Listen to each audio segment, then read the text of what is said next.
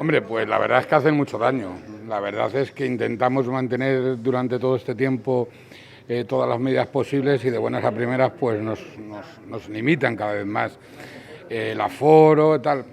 Esperemos que sea para bien, pero la verdad es que hacen mucho daño, sobre todo económicamente, porque te implica tener que tener más gente, tener que limpiar más, redoblar esfuerzos, la gente viene menos, los ingresos son menores y la verdad es que luego las ayudas que hay pues son muy limitadas, entonces es muy complicado, estamos pasando momentos muy difíciles.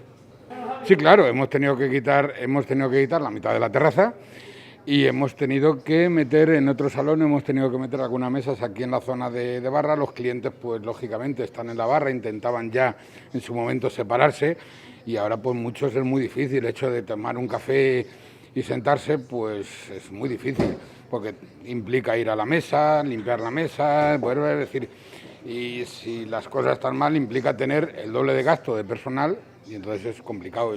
Los clientes no les gustan, están acostumbrados a venir a tomar un café, pero bueno, es lo que hay, no podemos hacer absolutamente nada.